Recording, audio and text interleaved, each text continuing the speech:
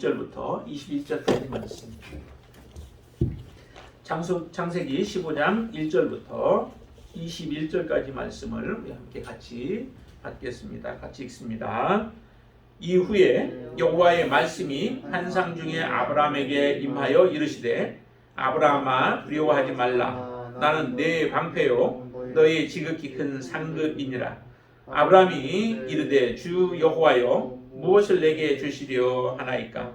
나는 자식이 없사오니 나의 상속자는 이 다메섹 사람 엘리에셀이니이다. 아브라함이 또 이르되 주께서 내게 씨를 주지 아니하셨으니 내 집에서 길린 자가 내 상속자가 될 것이니이다. 여호와의 말씀이 그에게 임하여 이르시되 그 사람이 네 상속자가 아니라 내 몸에서 날 자가 내 상속자가 되리라 하시고 그를 이끌고 밖으로 나가 이르시되 하늘을 우러러 무뼈를 실 수 있나 보라. 또 그에게 이르시되 내 자손이 이와 같으리라. 아브라함이 여호와를 믿으니 여호와께서 이를 그의 의로 여기시고 또 그에게 이르시되 나는 이 땅을 내게 주어 소유를 삼게 하려고 너를 갈대아 인의 우르에서 이끌어낸 여호와니라. 그가 이르시되 주 여호와여 내가 이 땅을 소유로 받을 것을 무엇으로 알리까? 여호와께서 그에게 이르시되 나를 위하여 3년 된 암소와 3년 된 암염소와 3년 된 순양과 산 비둘기와 집 비둘기 새끼를 가져올지니라. 아브라함이 그 모든 것을 가져다가 그 중간을 쪼개고 그 쪼갠 것을 마주 대하여 놓고 그 새는 쪼개지 아니하였으며 솔개가 그 사체 위에 내릴 때에는 아브라함이 쫓았더라. 해 질 때에 아브라함에게 깊은 잠이 임하고 큰 흑암과 두려움이 그에게 임하였더니 여호와께서 아브라함에게 이르시되 너는 반드시 알라. 내 자손이 이방에서 객이 되어 그들을 섬기겠고 그들은 400년 동안 내 자손을 괴롭히리니 그들이 섬기는 나라를 내가 징벌할지며 그 후에 내 자손이 큰 재물을 이끌고 나오리라. 너는 장수하다가 평안히 조상에게로 돌아가 장사될 것이요 내 자손은 4대 만에 이 땅으로 돌아오리니 이는 아무리 족속의 죄악이 아직 가득 차지 아니함이니라 하시더라니. 해가 져서 어두울 때에 연기 나는 화로가 보이며 타는 횃불이 쪼갠 고기 사이로 지나더라. 그날에 여호와께서 아브람과 더불어 언약을 세워 이르시되 내가 이 땅을 애굽 강에서부터 그 큰 강 유브라데까지 네 자손에게 주노니 곧 겐 족속과 그니스 족속과 간문 족속과 헷 족속과 브리스 족속과 르바 족속과 아모리 족속과 가나안 족속과 기르가스 족속과 여보스 족속의 땅이라 하셨더라. 아멘. 아멘. 14장에서 여러분들이 이미 보았듯이 큰 전쟁이 있었죠. 전쟁을 실제적으로 큰 나라, 네 나라, 그 북쪽에 있는 이스라엘 북쪽에 있는 네 나라가 강대한 나라들인데 그 네 나라가 연합하여서 소돔과 고모라 지역에 있던 5 왕들, 족속의 하나의 왕들, 이 5 왕들과의 전쟁에서 사실은 완전한 승리를 거두었었죠. 승리를 거두고 그리고 그들이 전쟁 승리의 기쁨에 취해 있을 때 아브라함이 가서 급습해가지고 다시 포로로 잡혀갔던 사람들을 다 찾아오는데 그 가운데 특별히 롯의 가족들이 있었던 것이죠. 롯의 가족은 사실 아브라함에게는 큰 의미가 사실 있었습니다. 왜냐하면은 아브라함과 같이 그 피로 연결되어진 사람이 바로 이 롯의 족속 롯밖에 없잖아요. 조카 롯밖에 없었습니다. 그렇기 때문에 하나님이 약속하신 약속은 아직도 성취되어지지 않고 하나님의 약속은 그대로 이루어지지 아니하는 가운데서 지금 세월이 계속 흘러가고 있습니다. 그렇기 때문에 아브라함에게 사실 굉장한 조바심이 있죠. 나이는 이미 들었고 자녀를 생산할 만한 그런 능력이 없는 그런 가운데서 세월이 지나가는데 하나님은 약속하셨고 그 약속을 주신다고 하셨지만은 그것이 언제 이루어질지 알지 못하는 가운데 두려움 가운데 있을 때에 그런데 더군다나 이 조카까지 포로로 잡혀갔다는 소식을 들으니까 그의 소망이 끊어질 그런 가운데 있었죠. 그래서 사실은 더 목숨을 내어놓고 조카를 구해오는 그런 전쟁을 치렀던 것입니다. 그렇게 해서 사실은 승리는 가져왔지만, 승리는 했지만 아브라함의 마음속에는 아직도 두려움이 있는 거예요. 어떤 두려움이 있을까요? 전쟁을 해서 기습해서 승리해서 조카를 데려오고 찾아왔지만은 만약에 다시 이 왕들이 연합을 해서 쳐들어오게 되어진다면 사실은 아브라함은 현재 전쟁할 만한 그런 상대도 되지 못하죠. 그런 두려움 가운데 놓여져 있습니다. 그러니 언제 어떻게 자기의 앞날이 어떻게 되어질지에 대한 그런 두려운 마음이 당연히 사람이라면 있게 되어지죠. 이런 일이 그 뒤에 보면은 야곱에게도 한번 있었습니다. 야곱이 세겜에서 거주할 때에 세겜 족속들하고 언약을 맺었다가 그 언약을 파기를 하게 되어지죠. 그러면서 그 언약 할례를 행하라고 해서 할례를 행한 그 남자들을 다 죽여버리는 일들이 일어났을 때, 그때 그 세겜에 있는 남자들은 다 죽였을지라도 이들의 마음속에는 두려움이 있는 거예요. 주변에 다른 족속들도 있는데 그들이 쳐들어오게 되어진다면 결국 이 야곱의 가족들은 다 몰살당할 그 위기 가운데 있을 때에 굉장한 두려움들이 있게 되어지죠. 그때도 하나님이 함께 하심으로 말미암아 그 위기들을 견뎌내게 하고 또 그 위기를 탈출하게 만드셨습니다. 그렇게 하셨던 것처럼 지금 이 아브라함도 보면은 굉장한 위기 가운데 두려움 가운데 있을 때에, 그래서 하나님이 15장 1절에 보면 딱 이렇게 말씀하시죠. 거기 보세요. 아브라함아, 두려워하지 말라. 나는 내 방패요 너의 지극히 큰 상급이니라 라고 말씀하십니다. 얼마나 이 말씀이 아브라함에게는 큰 힘이 되었을까요? 정말 두려움 가운데 있고 내 생명이 왔다 갔다 할 그 위기 가운데 있을 때에 하나님이 그에게 환상 중에서 말씀하시는데 바로 두려워하지 말라는 겁니다. 왜냐하면 하나님이 방패가 되시겠다는 거죠. 하나님이 우리의 방패가 되어주신다면은 우리는 이 세상에 더 이상 두려워할 만한 게 아무것도 없습니다. 하나님은 모든 만물을 창조하시고 지으시고 간섭하시고 지금도 섭리하시면서 역사하시는 분이 그 하나님이세요. 하나님이 내 편이 되신다면, 하나님이 나와 함께 하시기만 한다면, 하나님이 내 사정을 아시고 하나님이 나를 위로하시기만 한다면 우리는 더 이상 두려워할 이유가 없죠. 그 대상이 내 나라 왕들이 아니라 더 큰 나라가 세상의 모두가 몰려온다 할지라도 하나님이 나와 함께 하시기만 한다면 사실은 두려움이 없습니다. 여러분들이 하나님의 편에 서 계신다면, 여러분들이 하나님의 뜻 가운데 순종하며 살아가고 있다면, 하나님의 말씀을 여러분들이 붙들고 여러분들이 그 말씀대로 행하고 살아가고 있다면 사실은 우리는 두려워할 이유가 없습니다. 하나님 편에 우리가 서지 못하고 하나님의 뜻대로 살지 못하고 하나님의 말씀대로 행하지 못함으로 인하여 우리의 마음 가운데 사실은 두려움이 있는 거죠. 하나님이 나를 버리신다면 우리는 작은 것에도 넘어질 수밖에 없고 연약한 자들에게도 우리는 무너질 수밖에 없습니다. 그러나 하나님이 정말 여러분들과 함께 하신다면, 하나님이 여러분들의 방패가 되어주신다면 여러분들은 더 이상 두려워할 이유가 없는 줄로 믿습니다. 하나님의 말씀, 그래서 우리가 하나님의 말씀을 붙들어야 하고 하나님의 말씀으로 나아가야 하고 하나님의 말씀을 사랑해야 하고 주님을 의지해야 하는 이유인 줄로 믿습니다. 아브라함이 그처럼 말씀합니다. 내 방패가 되시겠다는 거죠. 아브라함에게 정말 두려움은 두 가지, 크게 말해서는 두 가지라고 생각이 돼요. 하나는 아까 얘기한 것처럼 전쟁, 다시 그들이 쳐들어올까봐, 그래서 자기들을 죽일까봐 그것이 두려움이 하나 있고, 또 하나는 하나님은 약속을 하셨는데 그 약속이 정말 언제 성취가 되어질 것인가, 어떻게 성취가 되어질까, 구체적인 부분을 하나님이 아직 말씀해 주시지 않았어요. 그렇기 때문에 아브라함이 많은 그 시행착오를 겪게 되어지죠. 하나님의 이게 뜻인 줄 알고 그대로 순종하며 나아갔더니 그 길이 아니었고 어려움들이 기다리고 있었고 아픔들이 기다리고 있었던 거죠.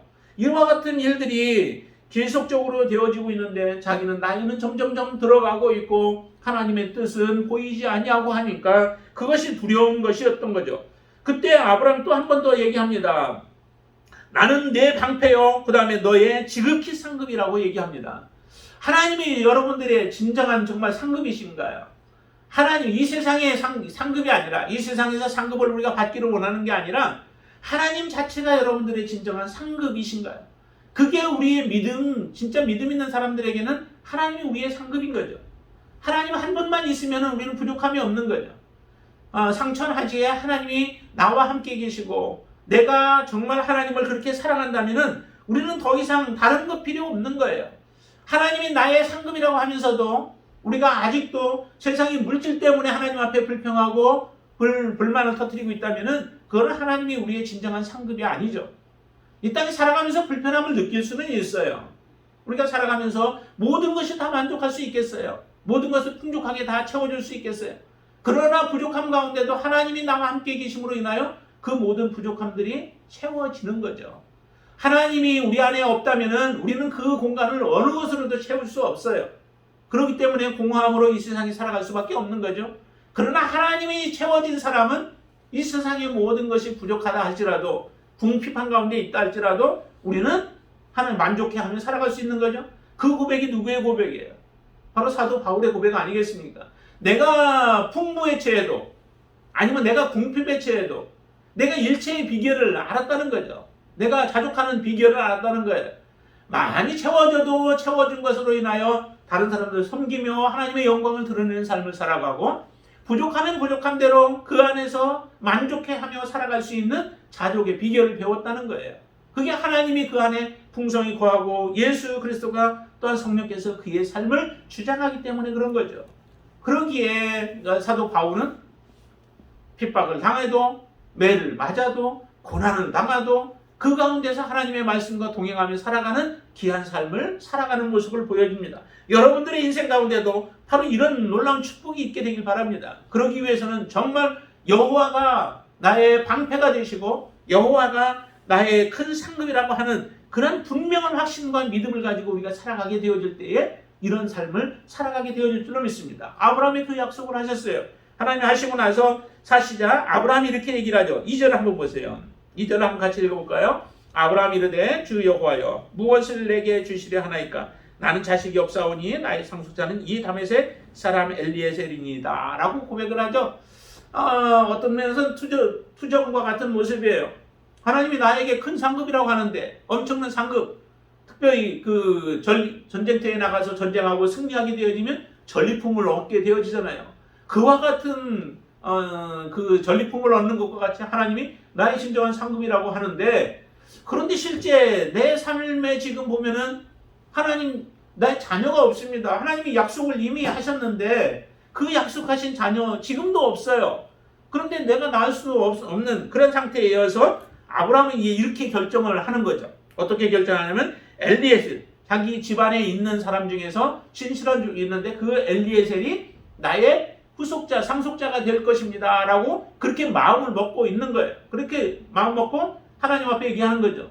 하나님이 약속하신 그 아들은 없음으로 인하여서 이 엘리에셀이 이제 나의 상속자가 되어질 것입니다 라고 하는 그런 자기 속마음을 하나님 앞에 그대로 표현하죠. 그러면서 3절도 이렇게 말씀합니다. 아브라함이 또 이르되 주께서 내게 씨를 주지 아니하셨으니 내 집에서 길린 자가 내 상속자가 될 것이다 라고 하는 말씀을 드려요. 하나님 앞에. 하나님이 이것을 원하셨을까요? 하나님이 이렇게 하기로 작정하셨을까요? 하나님은 아직 구체적인 부분들은 말씀하지 않았어요. 그래서 하나님의 그 계시는 항상 우리가 두 가지를 기억을 하셔야 돼요. 하나님의 계시는 점진적이라는 거죠. 점진적, 점점 더 나중에 가면 확실하게 모든 것을 알게 되어진다는 거예요.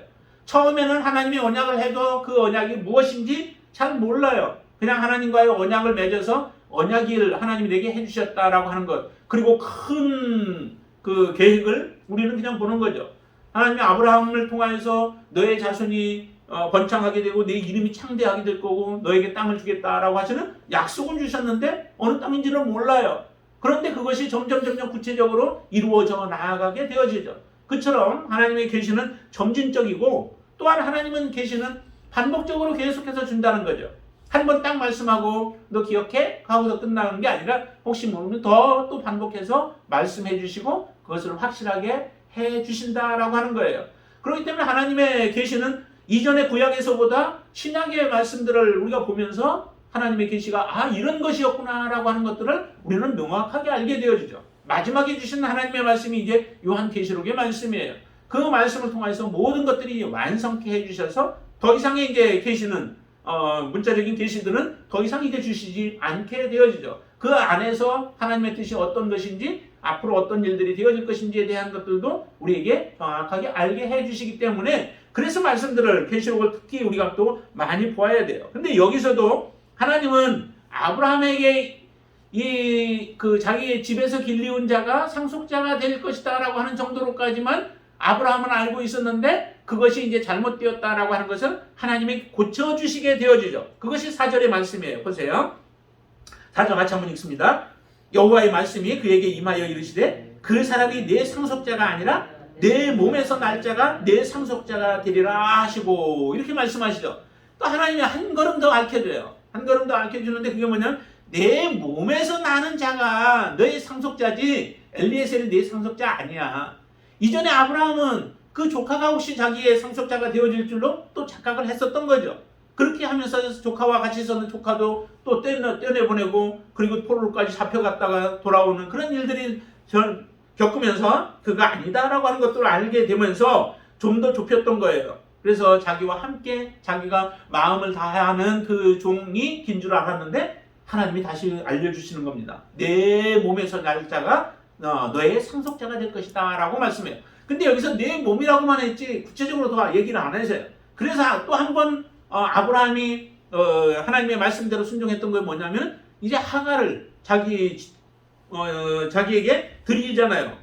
근데 그것도 하나님이 주신 그 약속 안에서 행했던 거예요. 그러니까 하나님의 약속을 벗어난 게 아니죠. 내 몸에서 난다고 했는데 이미 사라는 자기에게 그 아들을 낳을 수 없는 상태가 되어져 버렸고 그러니까 내 몸에서 난다면은 그러면 하가를 통하여 하나님은 주시겠구나라고 생각하고 하가를 받아들였던 그것이 바로 여기에서 이제 앞으로 나오게 되어지죠.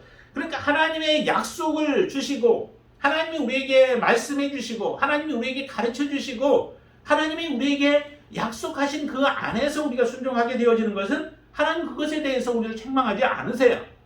우리가 그만큼 어떻게 그런 상황 속에서 하나님 앞에 순종하느냐라고 하는 것이 중요하지 하나님의 말씀을 알면서도 순종하지 않는 것 그것은 그래서 죄라고 말씀하시는 거죠. 선을 행할 줄 알고도 행치 않으면 그것이 죄라고 말씀하시는 것처럼 하나님은 우리에게 아는 만큼 하나님이 우리에게 지혜를 주신 만큼 또 우리에게 깨닫게 해주신 만큼 순종하기를 원하는 거예요. 그런데 이 세상에 살아가는 믿음의 사람들이 정말 아는 만큼 순종하나요? 여러분들이 정말 아는 만큼 순종하시나요? 그렇게 아는 만큼 우리가 순종하면은 정말 우리의 믿음이 놀랍게 변화되어질 텐데 아는 만큼 순종도 못해요. 근데 아브라함은 자기가 아는 한도 안에서 하나님 앞에 온전한 순종을 해 나가는 겁니다. 그렇기 때문에 믿음의 조상인 거죠. 여러분들 정말 아는 만큼 순종할 수 있게 되길 바랍니다.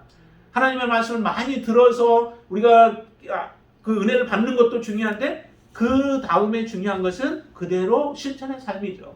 그렇게 살아가는 것. 그게 바로 진정한 믿음의 사람인 거예요. 여기도 이렇게 얘기하죠. 그렇게 해서 내 몸에서 날짜라라고 말씀을 하시면서 그렇게 말씀하시자 아브라함이 이제 믿음을 갖게 돼요. 6절에 보세요. 6절. 아브라함이 여호와를 믿으니 여호와께서 이를 그의 의로 여기셨다라고 얘기를 하죠.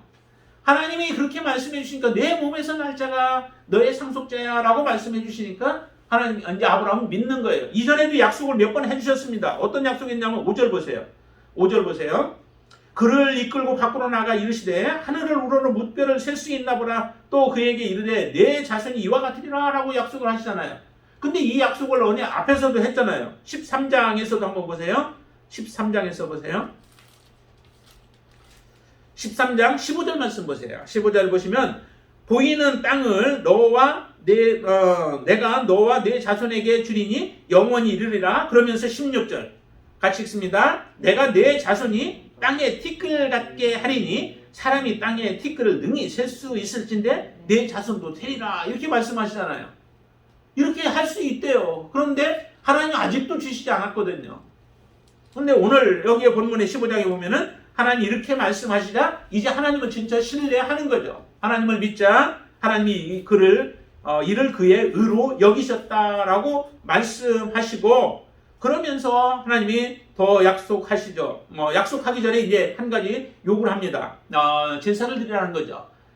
그 제사의 제물로 하나님은 요구하십니다. 자, 9절 말씀 보시면은 3년 된 그 암소, 그리고 3년 된 그 암염소, 그리고 3년 된 순양, 그리고 비둘기하고 집비둘기 새끼를 가져오라고 하는데, 이것을 가져다가 아브라함이 어떻게 해요? 아브라함이 그 중간을 다 반을 딱 잘 갈라놔요. 갈라놓고 대신 새는 쪼개지 아니하고 나머지는 다 쪼개서 하나님 앞에 드리게 되어지죠. 하나님을 위하여서 이 제물들을 가져오라 했고, 그 제물을 아브라함이 그렇게 해서 쪼개서 갖다 제물로 놓게 되어집니다. 그리고 나서 이것을 지키죠. 쪼개어진다라고 하는 얘기는, 다시 말하면 하나님과의 그 언약이라고 하는 것은 굉장히 중요한 거예요. 언약을 맺을 때 언약을 파기하면은 파기하는 쪽이 이와 같은 제물과 같이 되어진다라고 하는 것을 내포하고 있습니다. 하나님과 맺은 언약인데 우리가 사람이 그 언약을 어기게 되어지면 결과적으로 우리는 죽게 되어지는 거죠. 사람과 사람과의 언약도 중요해요. 그래서 그 언약을 파기하게 되면 파기한 사람이 손해를 입게 되어지죠. 그렇듯이 지금 하나님과의 그 언약도 마찬가지 이렇게 중요합니다. 중요한데 그 언약의 중요한 두 가지는 뭐냐면은 땅을 하나님이 주시겠다라고 하는 언약을 주셨고, 하나는 자손을 주겠다라고 하는 언약이에요. 땅과 자손은 반드시 하나님이 주시겠다라고 하는 거죠. 이 언약을 맺는 것은. 근데 이 언약을 맺을 때에 아브라함의 모습을 보세요. 그 위에, 쪼갠 것 위에, 솔개가 그 사체 위에 내릴 때에는 아브라함이 쫓았다라고 얘기를 합니다. 근데 아브라함이 한번 생각해 보세요. 소를 잡아서 반으로 갈라놔요. 그거 하나 하는 행동만도 사실은 굉장히 힘들죠. 저기를 보니까 그 돛돔인가요? 돛돔, 큰 그 돛돔을 사람이 이제 해체를 하더라고요. 근데 그 키로가 몰라도 한 50kg 정도 이상 되지 않을까. 뭐 그렇게 되는 큰 건데, 그거를 해체하는, 빨리 그 해체하기 위해서 밤 늦게까지 그거를 해체하는, 갔다가 저녁 때 갔다가 그것을 늦게까지 해체를 하는 그런 모습을 이제 보여주었는데, 굉장히 힘들어 하더라고요. 그 한 마리를 해체를 하는데도. 그런데 여기에 보니까 3년 된 그 웬만한 다 큰 소 아니겠어요? 암소 한 마리와 그 다음에 또 암염소 한 마리, 그리고 또 순양 한 마리를 다 이렇게 갈라서 놓고 하나님 앞에 하는데, 아브라함이 얼마나 힘들었겠어요. 그런데도 마지막까지 사체 위에 다른 솔개가 앉지 못하도록, 그걸 뜯지 못하도록 하기 위해서 최선을 다하는 그 모습들을 보여주죠. 하나님 앞에 그냥 드리고 나서 모든 게 끝났습니다 라고 하는 게 아니라, 드리고 나서도 하나님이 응답하실 때까지 아브라함은 눈을 떼지 않는 거예요. 관심을 떼지 않는 거죠. 마지막까지 다 해서 하나님이 받으시는 그때까지, 응답할 때까지 아브라함이 행하는 그 모습을 보면서 정말 우리의 그 믿음의 삶의 모습이 어떻게 하나님 앞에 드려져야 하는가라고 하는 부분을 전부 여기에서 우리에게 말씀도 해주시는 겁니다. 정말 우리가 하나님 앞에 드려지는 우리의 예배는 하나님과 언약을 맺어서 처음 우리가 하나님과 맺은 그 언약 이후에 우리가 살아가는 동안에 평생 동안 사실은 하나님과 이 언약은 지속되어져야 하는 겁니다. 처음 믿을 때 고백으로 끝나지는 게 아니라 그 고백은 시작이고, 우리가 주님 앞에 숨을 거두는 그날까지 우리의 제사는, 또 우리의 삶은 하나님 앞에 온전하게 드려지는 삶이어야 한다는 거죠. 그 언약은 정말 중요하기 때문에 이 언약을 우리가 파기하게 되어진다면 우리에게는 더 이상 소망이 없습니다. 그렇잖아요. 여러분들이 언약을 하나님 앞에 파기하면 더 이상 회복할 수 있는 방법도 없고, 그리고 우리에게 주어져 있는 것은 이제 죽음만 기다릴 수밖에 없는 거예요. 우리가 이전에 하나님을 아바 아버지로 부르지 못했을 때 우리에게는 소망이 없었잖아요. 이방인들에게 그와 같은 모습이에요. 이스라엘 백성들은 하나님을 아버지라 부르고 또 하나님을 의지하면서 믿음으로 살아갔던 그들은 굉장한 자부심이 있었습니다. 하나님이 나의 아버지다라고 하는 것, 그리고 그 하나님이 우리를 지켜주신다라고 하는 것이 가장 큰 힘이었고 그들에게는 소망이었잖아요. 그런 가운데서 이방인들은 복음과 관계가 없었던 자들이었는데 이들에게는 그들의 앞날이 참 암울할 뿐이었습니다. 하루하루 가는 것이 오히려 죽음의 그 길로 달려가는 길들이었고, 또 하나님의 심판의 자리로 나아가는 그 시간들이었던 거죠. 이런 이방인들이 하나님 앞에 나아갈 수 있었고 은혜를 받을 수 있었던 그 비결은 예수 그리스도 때문에 사실은 가능했던 것 아닙니까? 여러분들이 주님을 부를 수 있는 이유가 어디에 있습니까? 바로 주님을 부를 수 있는 것이 예수 그리스도의 그 은혜 때문이 아니겠어요? 이렇게 하나님이 우리와 여러분들과 하나님이 언약을 맺으셔서 하나님을 아버지라 부르고 우리는 하나님의 자녀로서 살아갈 수 있는 이 언약을 맺어주신 것은 우리는 평생 동안 지켜야 할 일들이라고 하는 거죠. 그래서 히브리서 기자는 얘기를 해요. 한번 히브리서 한번 찾아보죠. 히브리서 10장 말씀을 한번 보세요. 10장 37절부터 39절까지 한번 보시죠. 자, 찾으신 분들은 같이 한번 읽습니다. 잠깐 후면 오실 이가 오시리니 지체하지 아니하시리라. 나의 의인은 믿음으로 말미암아 살리라. 또한 뒤로 물러가면 내 마음이 그를 기뻐하지 아니하리라 하셨느니라. 우리는 뒤로 물러가 멸망할 자가 아니요 오직 영혼을 구원함에 이르는 믿음을 가진 자니라 라고 얘기를 합니다. 그렇죠. 잠깐 후면은 하나님이 오시죠. 속히 오시겠다라고 말씀해요. 근데 우리가 생각하는 속히 하고 하나님이 지금 속히라고 하는 것과는 조금 거리가 있지만은 그러나 속히 오시겠다 하신 그 말씀 그대로 이루어질 겁니다. 지체하지 아니하리라 하셨는데 이 말씀을 주신 이유는 우리의 믿음이 하나님이 속히 오시지 않는다라고 하는 생각 때문에 우리가 나태한 믿음으로 살아가든지 아니면은 세상으로 돌아가든지 아니면 여기에 보니까 뒤로 물러가는 것 하나님 기뻐하시지 않는다는 얘기예요. 다시 말하면 기뻐하지 않는다는 얘기는 전 멸망이라는 얘기예요. 그래서 39절에 그렇게 말씀하시잖아요. 우리는 뒤로 물러가 멸망할 자가 아니라는 거예요. 하나님의 진정한 자녀들은 뒤로 물러가는 믿음이 아니라 날마다 달려가는 믿음이죠. 어디를 향해서? 위를 향해서 또 소망의 표대를 향하여서 하나님이 부르신 부름의 상을 위하여 달려가는 자들이 믿음을 가지고 있는 사람들의 모습이에요. 조금 어려움들이 있다고 그것 때문에 주저앉아 있는 것 그건 믿음의 모습이 아니에요. 하나님이 정말 기뻐하시는 것은 날마다 우리의 믿음이 성장해 가는 거죠. 지금도 하나님이 기뻐하시는 사람이지만 하나님이 주시는 말씀 붙잡고 더 믿음으로 살아가면서 순종하면서 온전한 믿음에까지 이르는 그 믿음의 삶을 살아가기를 하나님이 기뻐하시는 거죠. 하나님이 가르쳐 주시는 이유는 또 우리에게 말씀을 주시는 이유는 그 말씀대로 살아가라고 우리에게 주시는 말씀이에요. 아브라함에게 주신 말씀이 왜 이런 말씀들을 주시겠어요? 내가 몰라서 다른 길로 갔다면은 내가 이제 바른 길로 가기를 원하여 하나님이 그 길을 조금씩 더 가르치면서 지금 이끌어 가시는 거죠. 아브라함이 따라오도록 그렇게 이끌어 가는 거예요. 여기도 보니까 아브라함이 그렇게 온전한 믿음으로 하나님 앞에 제사를 드리는 아브라함의 삶의 모습을 우리에게 그대로 보여줍니다. 자, 그래서 하나님이 이렇게 됐는데 그 다음에 보니까 12절에 보니까 아브라함이 깊은 잠에 빠져버리는 거예요. 해질 때의 깊은 잠. 다시 말하면 그만큼 피곤했던 거죠. 이거를 지켜내니라고 또 제 재물을 하나님 앞에 드리니라고 힘들었지만은 마지막까지 하는 가운데에서 이제 깊은 잠에 빠져버린 거예요. 그때 하나님께서 다시 그에게 말씀하시는데 아브라함에게 말씀하시는 이 내용들을 보면은 이제 또 희한한 내용들을 주셔요. 자, 거기에 13절 말씀 보시면은 그런 말씀을 하시죠. 여호와께서 아브라함에게 이르시되 너는 반드시 알라. 무엇을?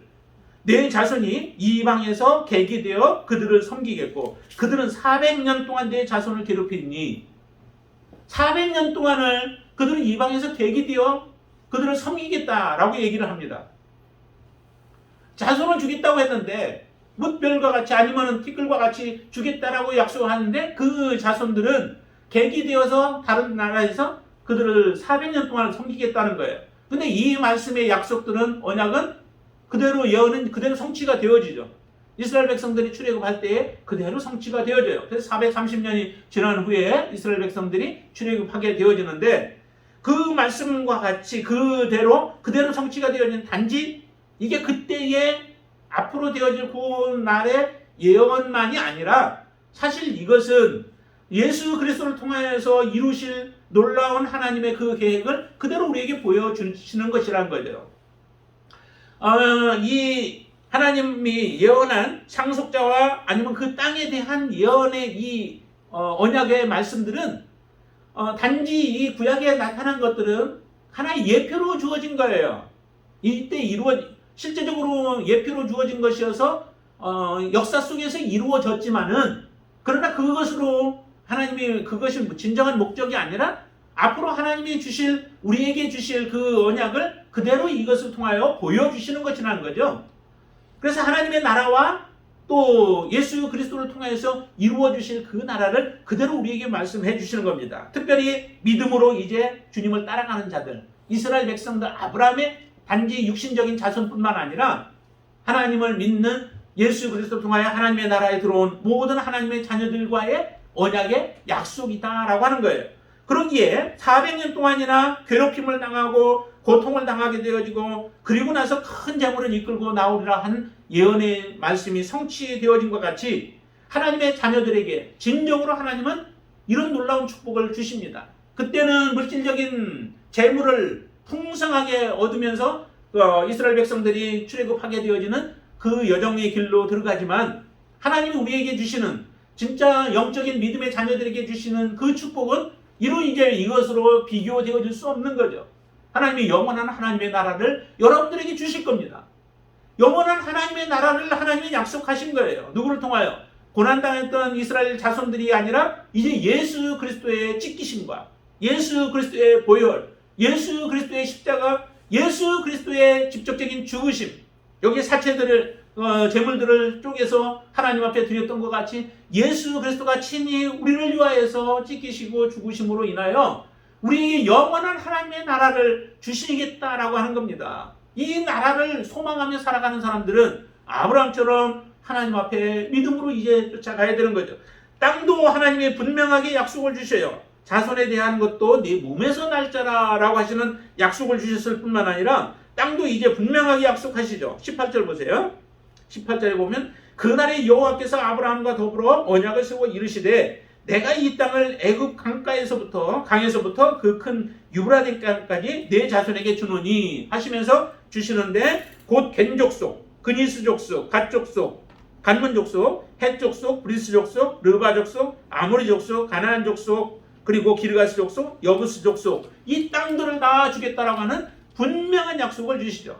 하나님이 저런 가나안 땅에 있는 족속들을 하나님이 주시겠다라고 약속하시고, 이 약속을 위하여서 하나님은 제 언약을 지금 그 제사를 드리도록 요구하신 거예요. 다시 말하면 제 언약을 하나님이 맺으신 거죠. 이 언약을 맺으시는 이유가 있습니다. 이유는 왜 한 번 맺으셨으면 그 언약을 그냥 지키시면 되지 왜 또 하나님이 이렇게 하시냐, 이전 것이 파기가 되어서 제 언약을 맺으시는 게 아니라 다시 하나님께서 이 언약을 맺으시면서 다시 확신을 주는 거죠. 왜냐하면 지금까지 아브라함의 생애 가운데 하나님이 그 약속하셨던 것들이 바로 이루어졌으면은 뭐 그렇게 할 이유도 없죠. 그런데 앞으로도 언제 이것이 성취되어질지 몰라요. 그렇기 때문에 그 약속이 더디게 성취되어짐으로 인하여서 사람들의 마음이 자꾸 흐려지는 거예요.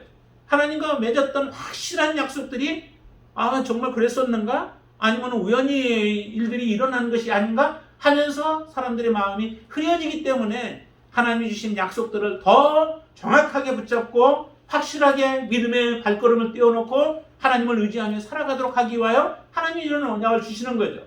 우리에게 하나님의 약속들, 말씀들이 왜 필요한가요? 그 말씀은 이 말씀들을 통하여서 우리가 하나님 앞에 온전한 믿음으로 서기 위하여 정말 이 말씀들이 필요한 거예요. 우리가 다 믿음이 연약해지고 또 모든 것이 무너지는 것 같이 느껴질 때도 하나님의 약속의 말씀을 우리가 붙잡게 되어지면 그 말씀 붙잡고 마지막까지 우리는 승리할 수 있습니다. 승리하는 자만이 하나님의 나라를 얻을 수 있어요. 성취할 수 있어요. 누릴 수 있어요. 아까 뒤로 물러가면 멸망케 되어진다라고 말씀하셨죠. 여러분들 믿음이 뒤로 물러가지 않게 되길 바랍니다. 여러분들의 믿음은 하루하루 매일매일 조금씩이라도 앞으로 나아가는 믿음을 가지고 살아갈 수 있게 되길 바랍니다. 분명히 하나님이 우리에게 약속하셨습니다. 천국을 우리에게 주시겠다고. 예수 그리스도를 통하여서 우리는 영원한 하나님의 약속을 우리는 받은 자들입니다. 그 안에 살아가고 있다면 여러분들의 믿음이 더 이상 흐려지지 않고 흔들리지 않고 오직 굳건한 믿음으로 서서 주님을 섬기는 그런 귀한 아브라함의 후손들, 믿음의 후손들이 되어지기를 주님의 이름으로 축원을 드립니다. 기도하겠습니다. 할렐루야. 주님을 찬양합니다. 아버지 하나님, 우리에게 하나님은 약속하여 주셔서 그 약속을 붙잡고 지금까지 나왔습니다. 하나님, 우리가 혹시 곁길로 갈 때도 있었고 또한 아버지의 실족할 때도 있었지만 우리를 부지켜 주시고 붙들어 주심으로 인하여 다시 온전한 길로 들어오게 해 주신 줄로 믿습니다. 아버지는 뒤로 물러난 자를 하나님이 기뻐하지 아니하신다고 분명히 말씀하여 주셨사오니 우리의 믿음이 아버지는 세상의 것으로 아버지 흔들리지 않게 하여 주시옵소서. 유혹에 넘어가지 않게 하여 주시옵소서. 오직 말씀 가운데 굳건하게 서서 좌로나 우로나 치우치지 아니하는 믿음으로 주님을 섬기게 하여 주시고 하나님 앞에 드려지는 우리의 예배가 아버지 하는 더욱더 가면 갈수록 성숙한 예배가 되어지고 또 우리의 삶으로 주님 앞에 드려지는 예배가 되어지게 하시고 또 하나님의 말씀대로 온전히 순종하며 살아가는 그런 믿음의 삶이 되어지도록 역사하여 주시옵소서. 우리뿐만 아니라 우리를 통하여 많은 사람들이 그와 같은 믿음의 삶으로 나아가기를 원합니다. 아름다운 교제들이 이루어지게 하시고 그 공동체가 주님 앞에 거룩한 공동체가 되어져서 하나님이 기뻐하시는 공동체, 하나님이 영광을 받으시는 공동체가 되어지도록 축복하여 주시옵소서. 예수님의 이름으로 간절히 기도드리옵나이다. 아멘.